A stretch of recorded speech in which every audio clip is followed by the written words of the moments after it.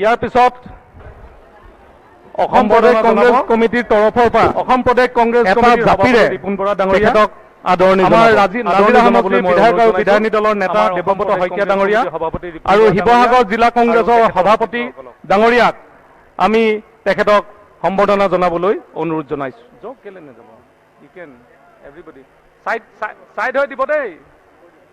এতিয়া আমি আমাৰ আহোমৰ পৰম্পৰা চাপকণেৰে তেখেতক আমি সম্বৰ্ধনা জনাব বিচাৰিছো এখন হেংদাং আৰু চেলেং চাদৰে আৰু আমাৰ অসমীয়া গামোচাৰে। ইয়াৰ পিছতে আমাৰ মাজত আছে ছত্তীশগড়ৰ মুখ্যমন্ত্ৰী ভূপেশ বাঘেল ডাঙৰীয়া। তেখেতক এখন ফুলাম গামোচাৰে আদৰণি জনাবলৈ পৰাজিতা গগৈ ডাঙৰীয়ানীক অনুৰোধ জনাইছো।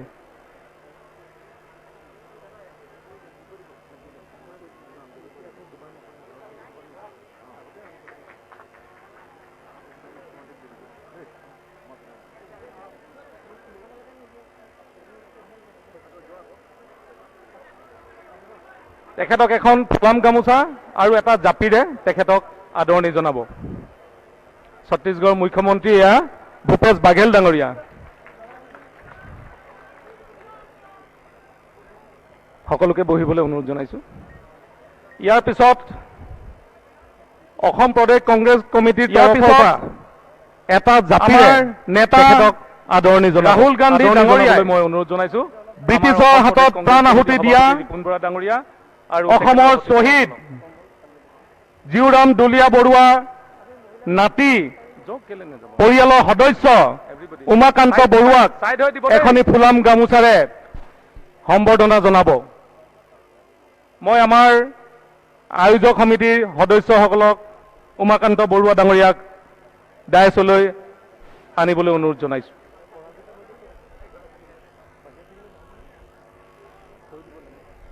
ইয়াৰ পিছতে আমাৰ মাজত আছে ছত্তীশগড়ৰ মুখ্যমন্ত্ৰী ভূপেশ বাঘেল ডাঙৰীয়া। তেখেতক এখন ফুলাম গামোচাৰে আদৰণি জনাবলৈ পৰাজিতা গগৈ ডাঙৰীয়ানীক অনুৰোধ জনাইছো।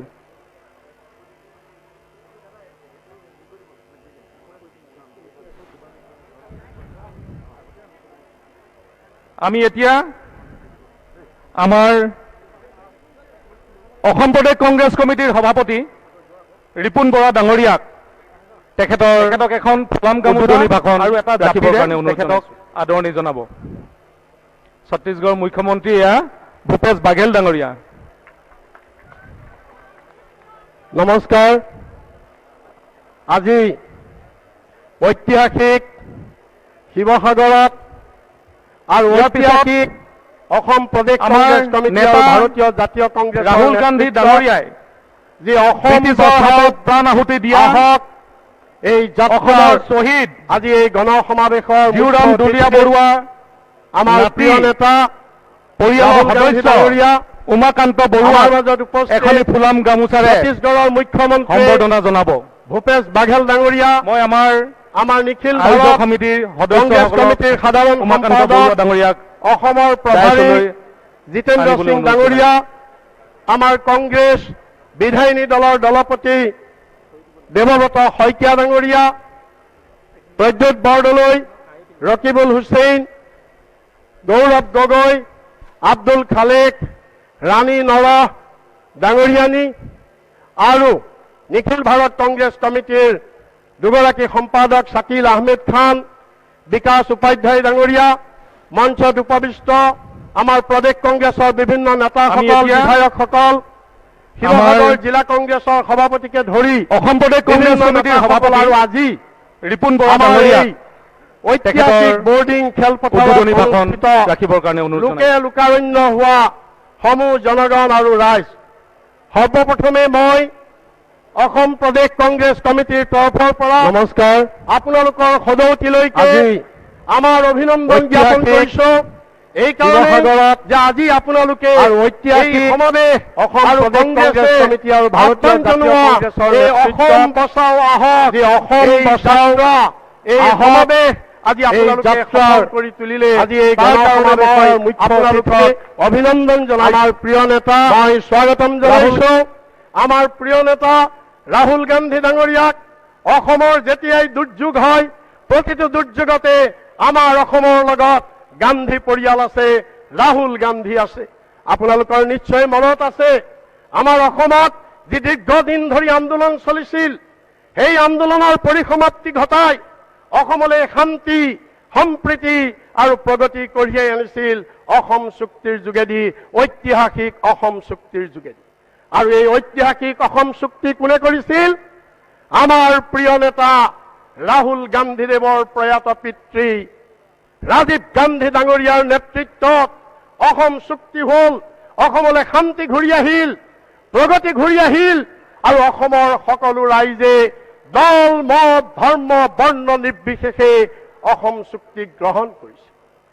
আৰু তাৰ পৰৱৰ্তী কালত 1987 চনত অসমত যি প্ৰলয়ংকাৰী বানপানী হৈছিল, এই প্ৰলয়ংকাৰী বানপানীত অসমৰ ৰাইজৰ খবৰ ল'বলৈ আহিছিল আমাৰ মাজলৈ প্ৰয়াত ৰাজীৱ গান্ধী। ডিব্ৰুগড়ৰ পৰা গুৱাহাটীলৈ নিজে গাড়ী চলাই ৰাষ্ট্ৰীয় ঘাইপথৰ দুইফালে থকা ৰাইজৰ বানপানীৰ দুখ দুৰ্গতিৰ খবৰ লৈছে। কিন্তু আজি দুখৰ বিষয়, আজি দুৰ্ভাগ্যৰ বিষয় যে অসমত বহুবাৰ বানপানী হ'ল যোৱা 5টা বছৰত। প্ৰধানমন্ত্ৰী মোদী ডাঙৰীয়াৰ সময় নাই আহিবলৈ। অসমত বহু বানপানী হ'ল, অমিত শ্বাহ ডাঙৰীয়াৰ খবৰ নাই আহিবলৈ।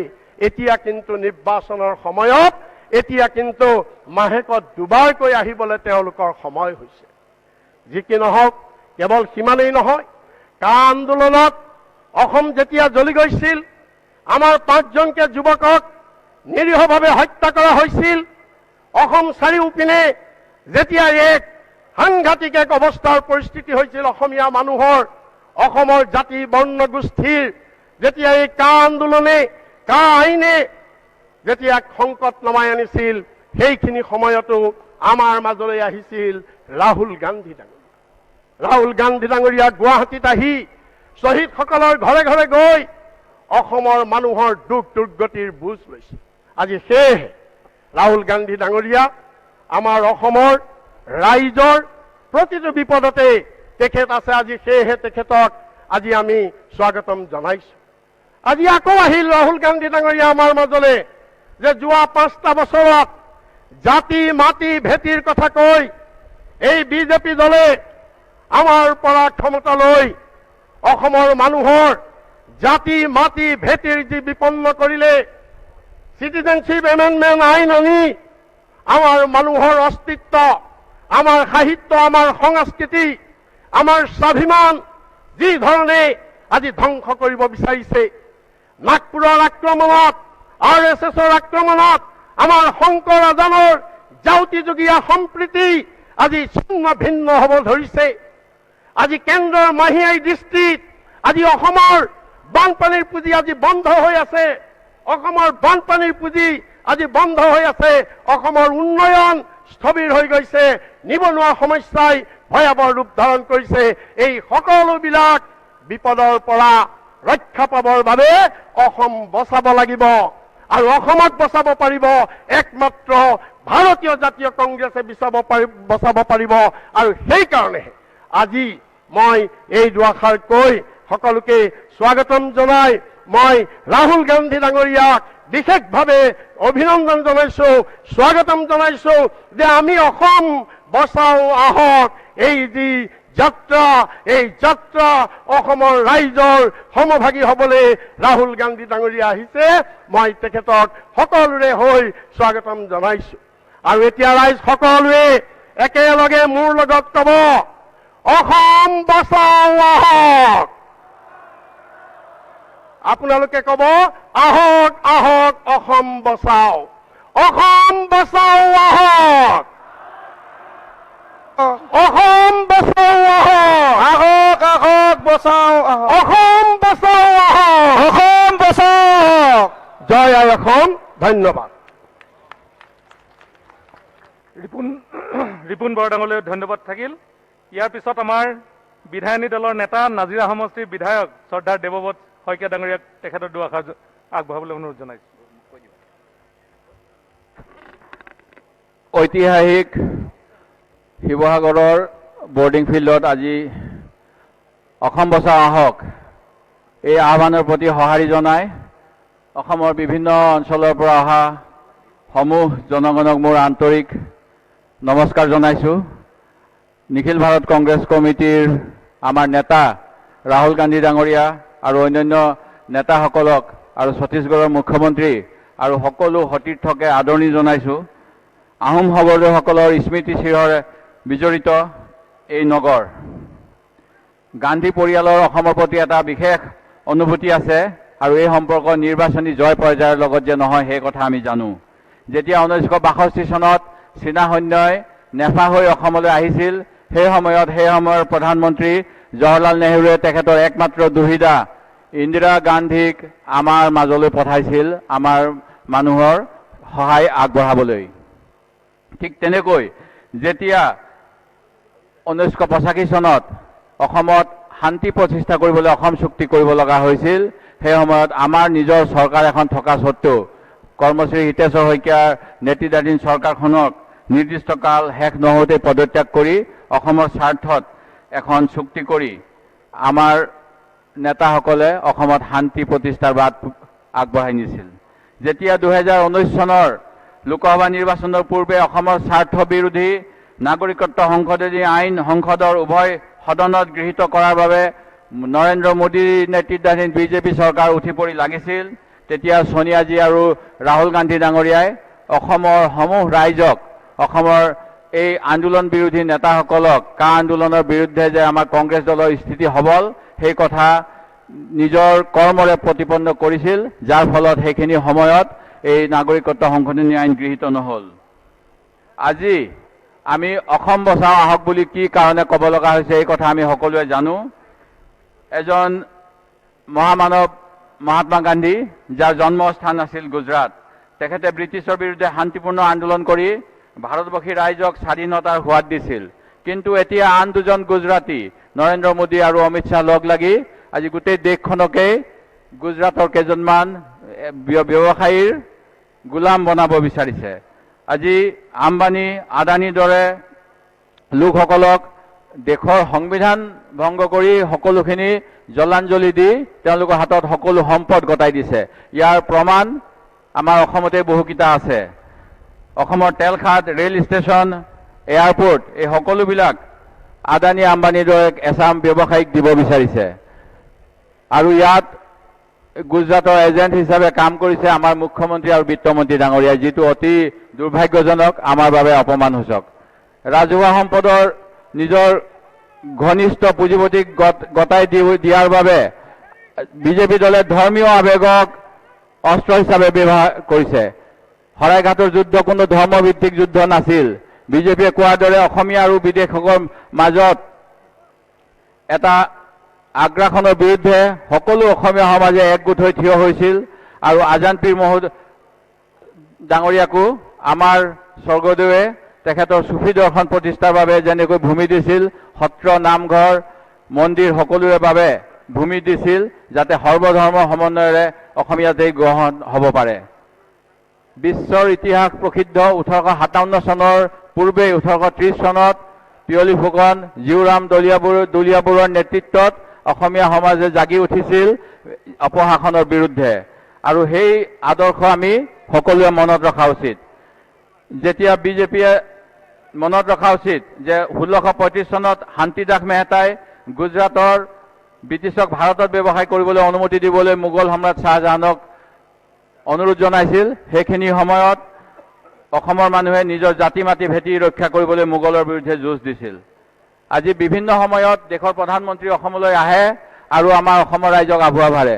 ইয়াৰ প্ৰমাণ যোৱা সময়ছোৱাত আমাৰ বিভিন্ন সমস্যা যে সমাধান হোৱা নাই, সেয়া লাগে নিবনুৱা সমস্যাই হওক, বানপানীৰ সমস্যাই হওক, আমাৰ বিভিন্ন জনজাতিকৰণেই হওক, চাহ বাগানৰ মজুৰিয়ে হওক বা অন্যান্যসমূহ।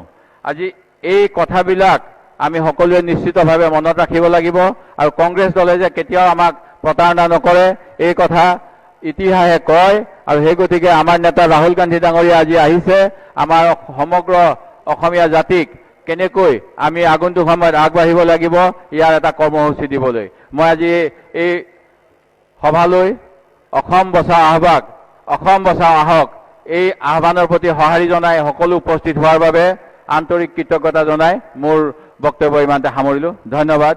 জয় হিন্দ, জয় অসম। সুৰক্ষিত অসম আৰু সংকল্প আমাৰ অসম বচাও আহক। আজি এই কাৰ্যসূচীত আমাৰ ছত্তীশগড়ৰ মুখ্যমন্ত্ৰী এইজনে সেইজন মুখ্যমন্ত্ৰী যিজনে 15 বছৰৰ বিজেপিৰ অপশাসন উপহাই আজি ছত্তীশগড়ত কৃষকৰ এখন চৰকাৰ গঠন কৰিছে। তেখেতলৈ এজন হাত চাপৰিয়ে তেখেতক আদৰণি জনাওঁ আৰু তেখেতক দুআষাৰ ক'বলৈ মই অনুৰোধ জনাইছোঁ।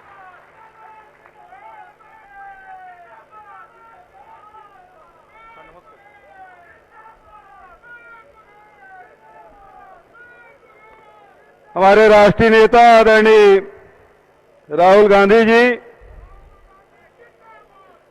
यहाँ के प्रभारी भाई जितेंद्र सिंह जी, प्रदेश कांग्रेस कमेटी के अध्यक्ष आदरणीय रिपुन वोरा जी, सीएलपी लीडर आदरणीय देवव्रत सैकिया जी, सांसद प्रद्युत बरदोलई जी, सांसद गौरव गोगोई जी, रकीबुल हुसैन जी, अब्दुल खालिक जी, शकील अहमद जी, रानी नरा जी, पवन सिंह जी, विकास उपाध्याय जी, सुष्मिता जी और सभी मंच में बैठे हुए सारे अतिथिगण, उपस्थित भाइयों बहनों युवा साथियों और पत्रकार साथियों,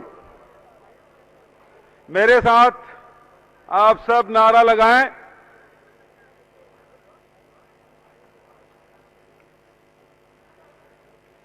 जय असम, जय असम, कांग्रेस पार्टी जिंदाबाद, सोनिया गांधी जिंदाबाद, राहुल गांधी जिंदाबाद, राहुल गांधी जिंदाबाद, राहुल गांधी जिंदाबाद।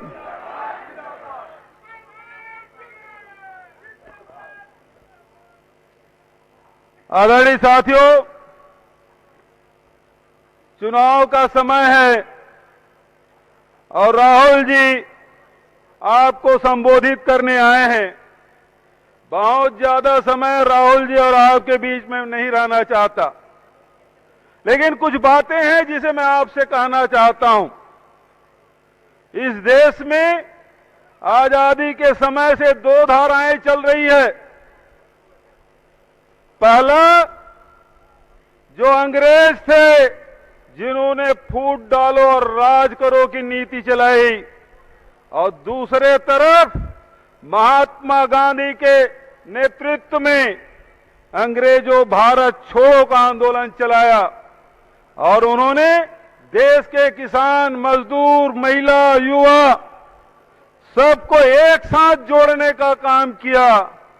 देश को जोड़ने का काम, एक धारा जिसका नेतृत्व महात्मा गांधी, नेहरू जी, अब्दुल कलाम आजाद, सरदार वल्लभ भाई पटेल कर रहे थे, तो दूसरे तरफ अंग्रेज थे जो फूट डालो राज करो की नीति अपनाई, जिन्होंने भाई भाई से को लड़ाया, जाति जाति के बीच में लड़ाई कराई, धर्म और धर्म के बीच में लड़ाई कराए। और आज जोड़ने वाली ताकत का नेतृत्व कोई कर रहे हैं तो राहुल गांधी जी कर रहे हैं, और तोड़ने वाले ताकत के कोई नेतृत्व कर रहे हैं तो भारतीय जनता पार्टी और उसके नेता नरेंद्र मोदी जी कर रहे हैं। आज देश को जोड़ने की जरूरत है। भारतीय जनता पार्टी कहती कांग्रेस ने 70 साल में क्या किया। मैं उत्तर देना चाहता हूं, कांग्रेस ने कुछ भी नहीं किया, तो देश के एकता और अखंडता को एक बनाए रखा, सभी जाति धर्म के लोगों को जोड़ के रखा, और इसीलिए हिंदू, मुस्लिम, सिख, ईसाई आपस में सब भाई भाई का नारा देते हैं। ये जोड़ने वाली ताकत। लेकिन भारतीय जनता पार्टी कहती है कि 70 साल में कुछ नहीं किया, तो जो रेलवे स्टेशन बनाए हैं, बेच रहे हैं भारतीय जनता पार्टी के लोग, क्या उसको तुम्हारे दादाजी ने बनाया था? ये एयरपोर्ट जो बेच रहे हो, क्या तुम्हारे नाना ने बनाया था? ये जो ऑयल कंपनी जो बेच रहे हो, तुम्हारे काका के दहेज में आया था जिसको तुम बेच रहे हो। 70 साल में कांग्रेस ने जोड़ने का काम किया और भारतीय जनता पार्टी बेचने का काम कर रहे हैं। ये जुमलों की पार्टी है। उन्होंने कहा था 15 लाख रुपया दूंगा, किसी को मिला? अभी 3,000 रुपया आसाम वाले के खाते में डाल रहे हैं, कुछ लोगों के खाते में। चुनाव सामने है तो 3,000 रुपया कहां है? 15 लाख, 14,97,000 कौन देगा? ये जुमलों की पार्टी जो केवल ठगने का काम करती है। मैं आपसे कहना चाहता हूं, एक तरफ ये जुमलेबाज हैं जो केवल ठगना जानते हैं, बांटना जानते हैं, लूटना जानते हैं, हड़पना जानते हैं। ये भारतीय जनता पार्टी के लोग आसाम भी आए थे 5 साल पहले। उन्होंने कहा था 351 रुपया टी मजदूरों को देंगे, चाय मजदूरों को देंगे। मिल रहा है? यहां उन्होंने कहा ब्रह्मपुत्र के दोनों किनारे में एक्सप्रेस हाईवे बनाएंगे, बन गया। तो जो वादे उन्होंने किए थे, हिंदुस्तान और बांग्लादेश की सीमा को सील करेंगे, हुआ? तो 5 साल केवल ठगने का काम, राम नाम जपना, पराया माल अपना। दूसरे तरफ राहुल जी हैं जो सच के रास्ते में चलते हैं और जो कहते हैं वो करते हैं। मैं छत्तीसगढ़ की धरती से आया हूं। छत्तीसगढ़ के लोग, बहुत सारे लोग आसाम में 100 साल 150 साल पहले आए थे। राहुल जी आज से 2.25 साल पहले छत्तीसगढ़ गए। उन्होंने कहा कि छत्तीसगढ़ के किसानों के कर्ज माफ होगा। सरकार बनते हैं 10 दिन में ऋण माफी। मैं आपसे कहना चाहता हूं, राहुल जी ने किसानों से कहा कि हम वहां 2500 रुपये क्विंटल में धान देंगे। जो उद्योगों के लिए जो जमीन ली गई थी, जहां प्लांट नहीं लगा, वो जमीन आदिवासियों को वापस करेंगे, ये उन्होंने वादा किया था। और मैं आपसे कहना चाहता हूं, राहुल जी के बात पे विश्वास छत्तीसगढ़ के जनता ने किया। 90 में से 68 सीट कांग्रेस जीती। राहुल जी शपथ ग्रहण में आए थे, हम सबको शपथ दिलाए, मंत्रिमंडल के शपथ ग्रहण में आए थे। राहुल जी को एयरपोर्ट छोड़े। राहुल जी तो हमें आदेश दिए थे 10 दिन में ऋण माफी करना है किसानों का, लेकिन राहुल जी को हम एयरपोर्ट छोड़े, वो दिल्ली एयरपोर्ट नहीं पहुंचे थे, मंत्रालय गए। 19 लाख किसानों के 10,000 करोड़ रुपए हमने माफ किया। ये है राहुल जी का वादा।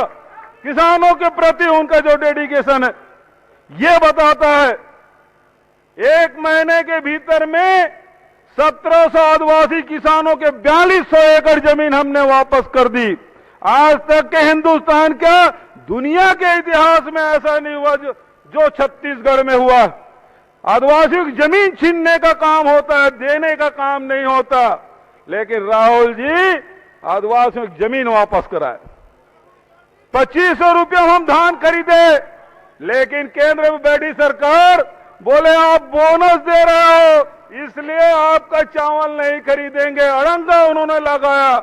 हमने कहा ठीक, हम समर्थन मूल्य में खरीदेंगे, लेकिन राहुल जी लोकसभा में न्याय योजना की बात कही थी। हमने वो न्याय योजना लागू की। 19 लाख किसानों के 28 लाख हेक्टेयर के हिसाब से किसानों को प्रति एकड़ 10,000 रुपया हमने पिछले साल दिया है।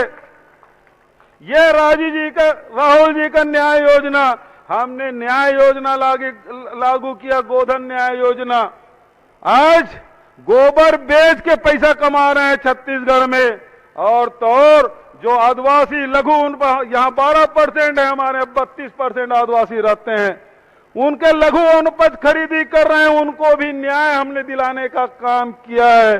तो राहुल जी के न्याय योजना छत्तीसगढ़ में भी लागू है। मैं बहुत ज्यादा समय आपके और राहुल जी के बीच नहीं रहना चाहता, केवल इतना कहना चाहता हूं, ये वो नेता है जिस पे पूरा हिंदुस्तान विश्वास कर सकता है, आसाम विश्वास करता है।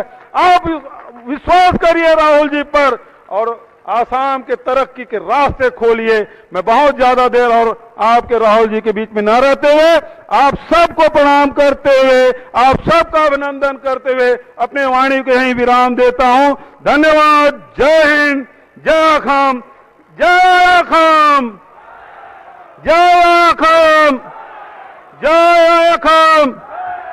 धन्यवाद।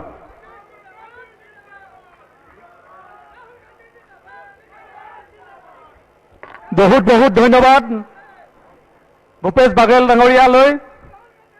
তেখেতে কৈছে যে যোনদিনাখন ছত্তীশগড়ত চৰকাৰ গঠন হ'ল, সেই চৰকাৰখনৰ শপত গ্ৰহণ অনুষ্ঠানত আমাৰ নেতা ৰাহুল গান্ধী ডাঙৰীয়াই যিষাৰ কথা কৈছিলে, তেখেতে দিল্লী গৈ পোৱাৰ আগতেই প্ৰায় 10,000 কোটি ঋণ কৃষকসকলৰ মাফ কৰিলে। আমি হাত চাপৰিয়ে তেখেতক আজি স্বাগতম জনাওঁ। বেংকৰ ঋণ মাফ কৰিলে 10,000 কোটি, আৰু আমাৰ ইয়াত কি কৰে 830 টকা দিয়ে, চিলিণ্ডাৰটোৰ দাম হ'ল 750 টকা, তেল কিনিবলৈও মানুহৰ পইচা নাথাকে। এতিয়া মই আমাৰ নেতা ৰাহুল গান্ধী ডাঙৰীয়া আছে, আমাৰ নেতা ৰাহুল গান্ধী ডাঙৰীয়াক আমাৰ এই জনসভাত তেখেতৰ দুআষাৰ ক'বলৈ মই অনুৰোধ জনাইছো।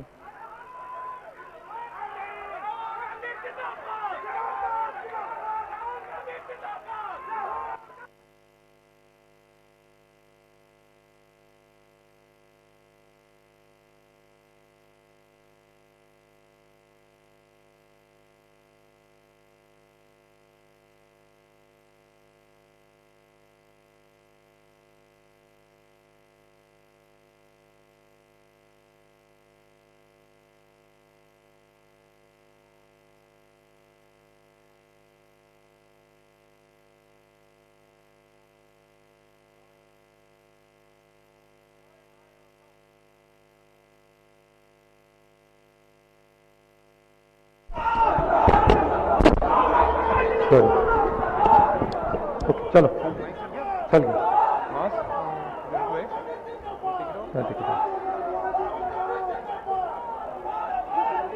शांत हो जाइए।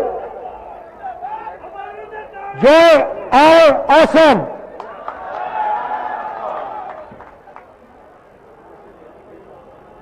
नमस्कार।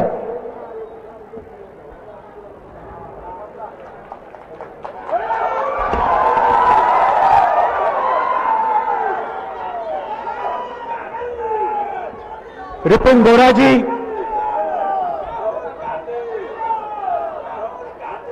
सेकिया जी,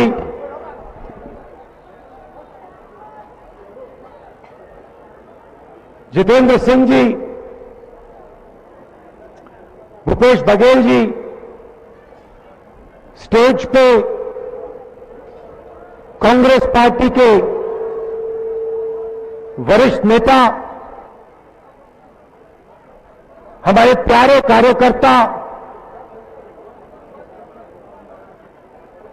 भाइयों और बहनों, प्रेस के हमारे मित्रों, आप सबका यहां बहुत बहुत स्वागत। आप मेरी बात सुनने आए, दूर दूर से आए, इसके लिए मैं आप सबका धन्यवाद करना चाहता हूं।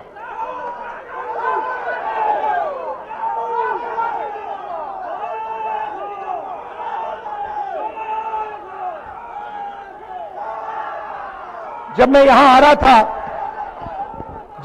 रहा था, मैं तरुण गोगोई की याद कर रहा था।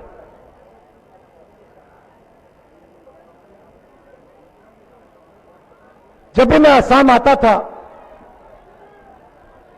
तरुण गोगोई जी से बात करने का मौका मिलता था, और शायद आपको ये बात नहीं समझ आती मगर जो असम के बाहर से आता है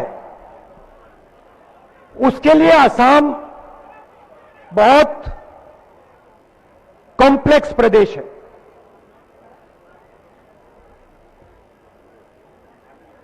अलग अलग धर्म, अलग जात,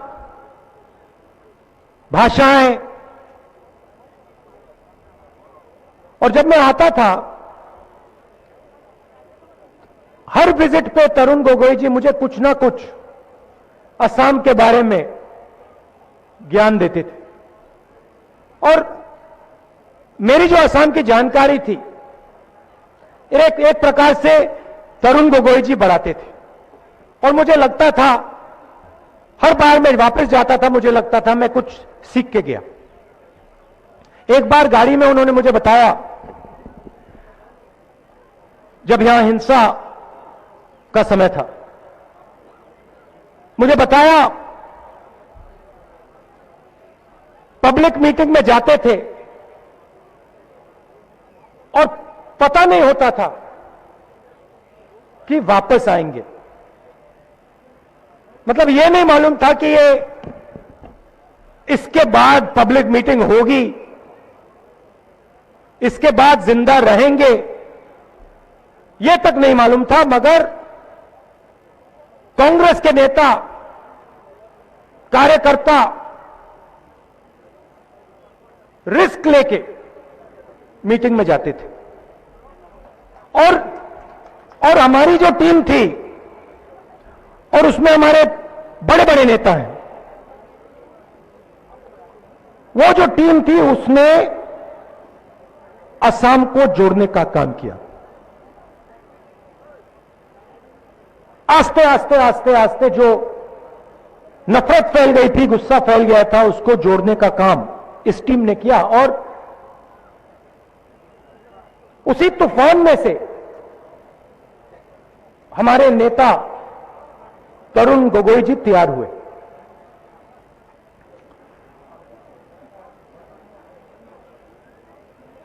आज मुझे बताया गया कि जो पुरस्कार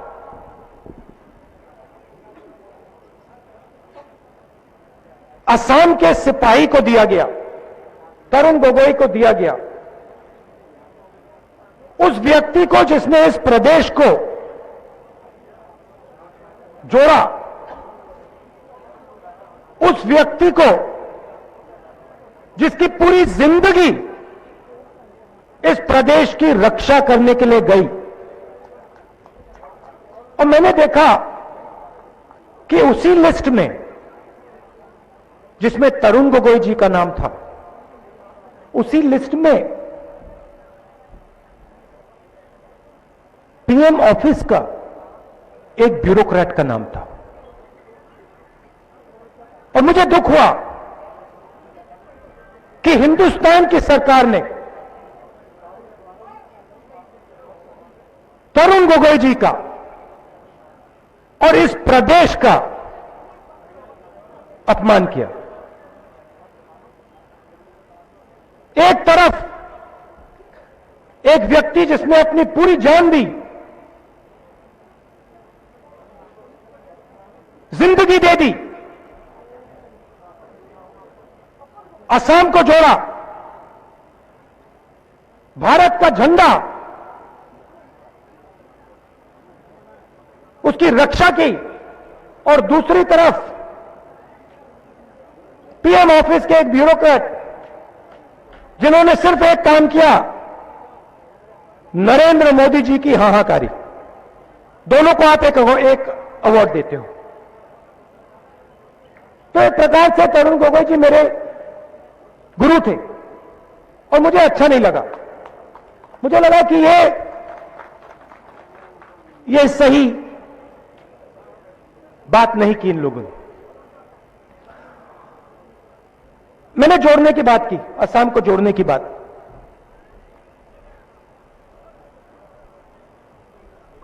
जोड़ा कैसे गया?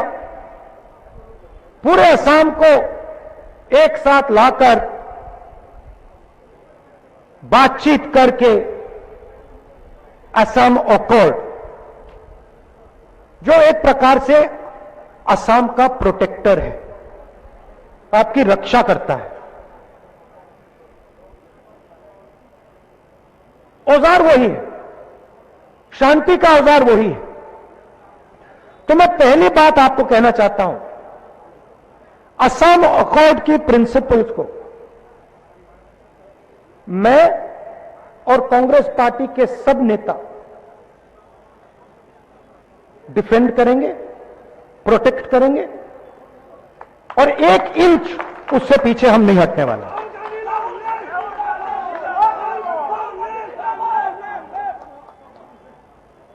इलीगल इमिग्रेशन का मुद्दा है, मगर असम की जनता में वो कॉन्फिडेंस है, वो कैपेबिलिटी है कि मिलके बातचीत करके इस मामले को रिजॉल्व किया जा सकता है। यह आप में कैपेबिलिटी है। मगर अगर यह प्रदेश फिर से बंट गया, जो बीजेपी और आरएसएस रोज करते हैं, तो फिर बीजेपी का और आरएसएस का नुकसान नहीं होगा, नरेंद्र मोदी का नुकसान नहीं होगा, आपके चीफ मिनिस्टर का नुकसान नहीं होगा, असम का नुकसान होगा। और जितना असम का नुकसान होगा उतना हिंदुस्तान का नुकसान होगा। क्योंकि आप अपनी जगह समझो, आप कोई छोटे प्रदेश नहीं हो, आप हिंदुस्तान के गुलदस्ते के एक सुंदर फूल हो।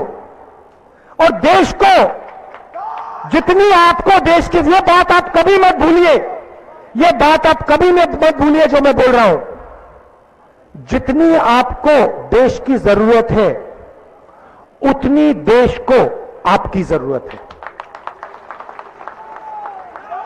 तो असम में हिंसा आएगी, असम बटेगा तो हिंदुस्तान को चोट पड़ेगी और असम को चोट पड़ेगी, और हम ये नहीं चाहते हैं और ये हम नहीं होने देंगे। हमने ये गमछा पहना है, ये मैं आपको दिखा देता हूं। इस पे लिखा है CAA, CAA, और इस पे हमने क्रॉस लगा रखा है। मतलब चाहे कुछ भी हो जाए, चाहे कुछ भी हो जाए, ये देखो सबने पहन रखा है, ये देख लो, चाहे कुछ भी हो जाए CAA नहीं होगा।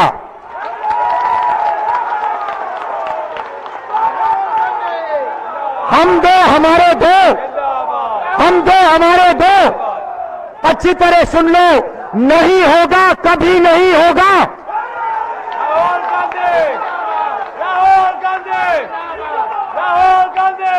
अब मैं आपको बताता हूं, अब मैं आपको बड़ी सुंदर तरीके से, भैया शांत हो जाए, अब मैं आपको बहुत सुंदर तक, भैया शांत हो जाए प्लीज। अब मैं आपको बहुत सुंदर तरीके से समझाता हूं कि बीजेपी असम अकॉर्ड को खत्म क्यों करना चाहती है, हिंसा क्यों लाना चाहती है, CAA क्यों लाना चाहती है। मैं बहुत सुंदर तरीके से आपको समझाऊंगा। ये देखिए, ये है 100 रुपए का नोट, है ना, ठीक है। ये है 50 रुपए का नोट, ये है कितने का, ये 10 का, और ये है 2 सिक्के 7 रुपए के, मतलब 167 रुपीस, है ना, ठीक है। अब आप मुझे समझाइए, 167 रुपीस टी वर्कर को मिलता है, मिलता है ना भैया। इससे क्या खरीदा जाता है, क्या मिलता है इससे? तो टी वर्कर को 167 और गुजरात के व्यापारियों को टी गार्डन।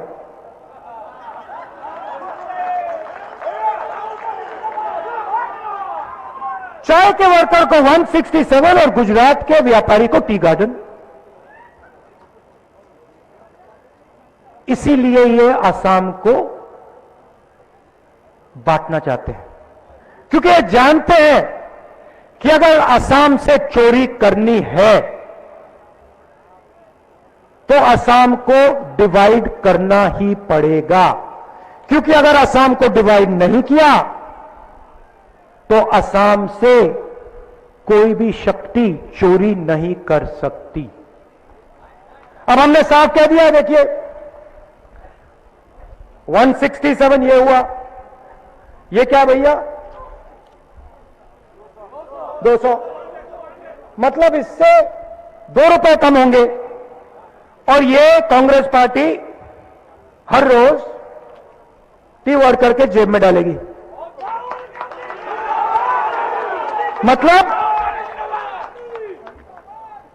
365 रुपीस। और जो हमारे टी वर्कर्स हैं आप अच्छी तरह सुन लीजिए, ये जो आपको 167 मिल रहा है चाय के मजदूर, अच्छी तरह सुन लीजिए, ये जो आपको 167 मिल रहा है इसमें ये जो है ना हम जोड़ देंगे ऐसे और आपकी जेब में डाल देंगे। अब आप पूछोगे अरे भैया अगर आप 200 रुपए हर मजदूर के जेब में डालोगे तो पैसा कहां से आएगा? मैं बता देता हूं, गुजरात के व्यापारी से। सीधी सी बात है, वो आपका जो है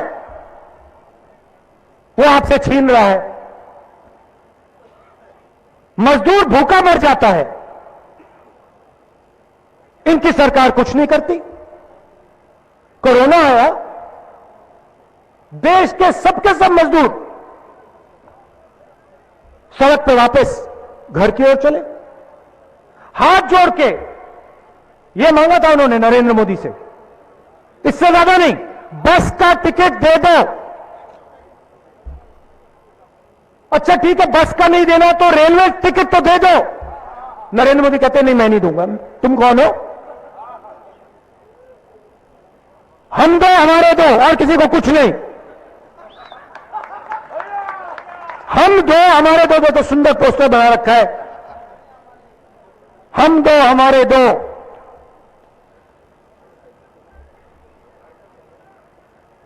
बाकी सब मर लो।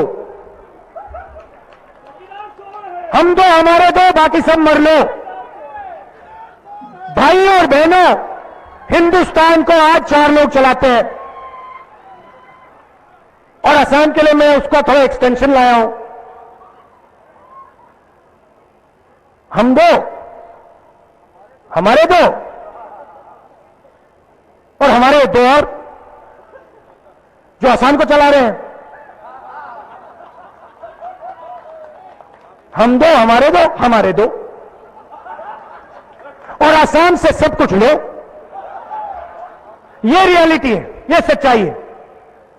प्रधानमंत्री ने भाषण किया लोकसभा में, किसानों के बारे में बोले कुछ नहीं बोले, सब कुछ बोल दिया, मगर किसानों के बारे में बजट में कुछ नहीं। तो सिस्टम बहुत सरल है।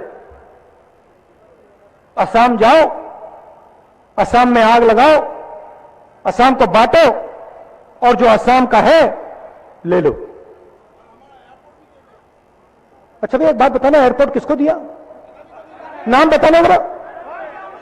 हम दो हमारे दो ना, उसी को एयरपोर्ट मिला ना। अरे भैया क्या भैया आप क्या बात कर रहे हो? अभी तो सब कुछ लेगा, कुछ नहीं बचेगा। तो ये बात है, जो आपका है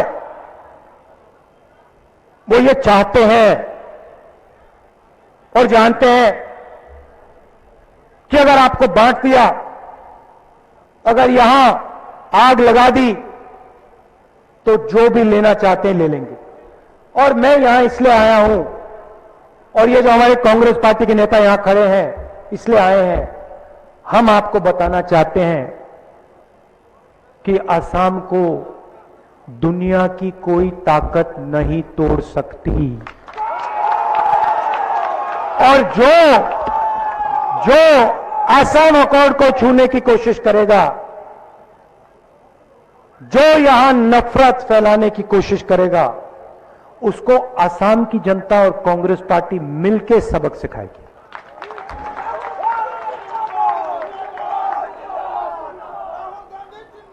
मैंने नोटबंदी की, जीएसटी की, कोरोना की थोड़ी सी बात करनी है, क्योंकि मैंने आपको असम के बारे में बताया, और जो असम में हो रहा है वो हिंदुस्तान, पूरे हिंदुस्तान में हो रहा है। तो थोड़ा सा मैं हिंदुस्तान में जो हो रहा है उसके बारे में आपको बताना चाहता हूं। रोजगार हिंदुस्तान में छोटे बिजनेस, मिडिल साइज बिजनेस, किसान और छोटे व्यापारी तैयार करते हैं, पैदा करते हैं। बड़े बड़े उद्योगपति रोजगार नहीं पैदा करते। यहां युवा जो आए हैं, आपको तो मालूम है कि असम को, अगर हम असम की बात करें तो युवाओं के सामने सबसे बड़ा मुद्दा रोजगार का मुद्दा है। असम का युवा जानता है कि बीजेपी सरकार हो तो असम में उसे रोजगार नहीं मिल सकता, यह तो पक्का है। और आप किसी से भी पूछ लीजिए, सड़क पे जाइए, पूछ लीजिए भैया यहां रोजगार मिला किसी को? ना, कहीं नहीं। इसका कारण है, और मैं कारण आपको समझाना चाहता हूं। रोजगार छोटे व्यापारी, छोटे बिजनेस, मिडिल साइज बिजनेस तैयार करते हैं। और पिछले 5-6 सालों से इस रोजगार की रीढ़ की हड्डी पर नरेंद्र मोदी ने आक्रमण किया है। पहला आक्रमण नोटबंदी, आपके जेब से 500 और 1000 रुपए का नोट निकाला, और जो छोटे छोटे बिजनेस थे एक के बाद एक, एक के बाद एक, एक के बाद एक वो बंद हुए। किसानों के घर में से पैसा निकला, मजदूरों के जेब में से पैसा निकला। नरेंद्र मोदी वहां नहीं रुके, उसके बाद जीएसटी, फिर वही बात जो नोटबंदी के पीछे सोच थी, कमजोर लोगों को मारो, गरीबों को मारो, उनसे पैसा छीनो, वो ही जीएसटी में किया। आप किसी भी दुकान में चले जाइए, किसी भी छोटे व्यापारी के पास जाइए, उससे पूछिए जीएसटी से फायदा तुम्हारा हुआ, हां या ना? देखिए यही पूछ लेते हैं, बताओ जीएसटी से फायदा हुआ? नहीं हुआ। पूरा देश ये चिल्ला रहा है जीएसटी से फायदा नहीं हुआ, नोटबंदी से फायदा नहीं हुआ। उसके बाद कोरोना में लाखों करोड़ रुपए नरेंद्र मोदी ने इनका कर्जा माफ किया, हम दो हमारे दो का। गरीबों से फिर से पैसा छीना और उनका कर्जा माफ किया। और अब 3 खेती के बिल लाए जिससे ये पूरे खेती के सिस्टम को खत्म करने वाले हैं। और हिंदुस्तान का सबसे बड़ा बिजनेस, 80 लाख करोड़ रुपए का बिजनेस, 2 लोगों को पकड़ाने जा रहे हैं। भाइयों और बहनों, जब तक हम छोटे व्यापारियों को, स्मॉल मीडियम बिजनेसेस को, किसानों को मजबूत नहीं करेंगे, तब तक ये देश में रोजगार पैदा नहीं हो सकता है। सच्चाई। और नरेंद्र मोदी 24 घंटे इस रीढ़ की हड्डी पर आक्रमण करते हैं। कांग्रेस पार्टी गरीबों की पार्टी है, कमजोरों की पार्टी है, किसानों की, मजदूरों की, छोटे व्यापारियों की, छोटे बिजनेस वालों की, मिडिल साइज बिजनेस वालों की। हम जनता की पार्टी है, लोगों की पार्टी है। और जब हम यहां सरकार में आएंगे, 2-3 चीजें आपको दिखने को मिलेंगी। सबसे पहले जो नफरत फैलाई जा रही है वो खत्म हो जाएगी। दूसरी बात, हम किसी को पीछे नहीं छोड़ने वाले हैं। हर जात, हर धर्म, हर भाषा, हर व्यक्ति की हम रक्षा करेंगे और हम सबको एक साथ मिलकर आगे बढ़ाएंगे। और तीसरी बात, जो हमारे युवा हैं, आपको याद होगा 2004 के पीरियड में 2014 तक आपको याद होगा कि पूरे हिंदुस्तान में तेजी से इकोनॉमिक ग्रोथ हुई थी। आपको याद होगा कि युवाओं को रोजगार मिलता था, करोड़ों लोगों को हमने गरीबी से निकाला। तो युवाओं को मैं कहना चाहता हूं कि जो आपको आज दुख हो रहा है, जो आपके दिल में घबराहट है, हम इस घबराहट को मिटा देंगे और हम आपके लिए असम में रोजगार पैदा करेंगे। यह मेरा पहला दौरा है और मैं यहां फिर से आऊंगा, असम आऊंगा और बहुत सारे मुद्दे हैं। आज मैंने सिर्फ 2-3 मुद्दे उठाए हैं, मगर ये बहुत जरूरी मुद्दे हैं, क्योंकि हम चाहते हैं कि ये प्रदेश तेजी से आगे बढ़े, युवाओं को यहां रोजगार मिले, चुने हुए लोगों की सरकार ना हो, 2-3 लोगों की सरकार ना हो, भ्रष्ट सरकार ना हो। इसलिए कांग्रेस पार्टी को चुनाव में भारी बहुमत से आप सबको जिताना है। रिमोट कंट्रोल से देखिए, रिमोट कंट्रोल से टेलीविजन जरूर चल सकता है, मगर असम जैसा प्रदेश नहीं चलना चाहिए। रिमोट कंट्रोल से नहीं चलना चाहिए।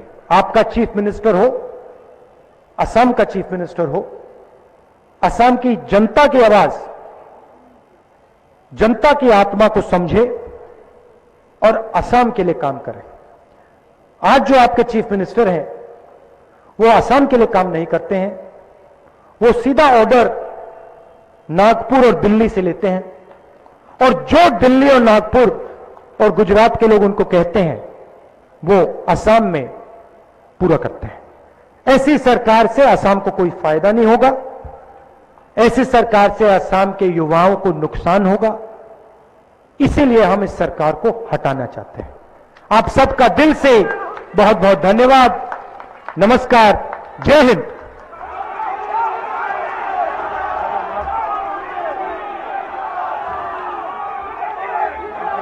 बहुत बहुत धन्यवाद।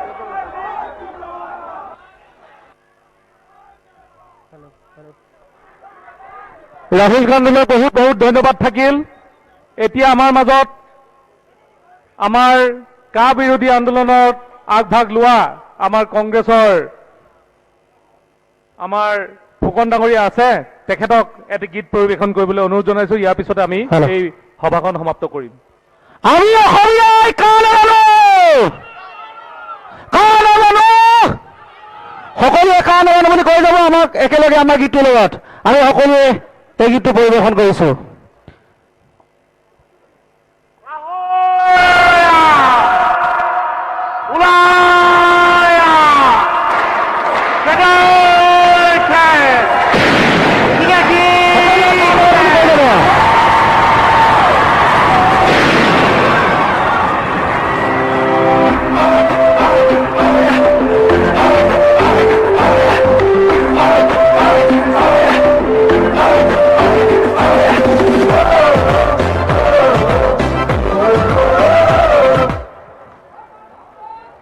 এতিয়া আমি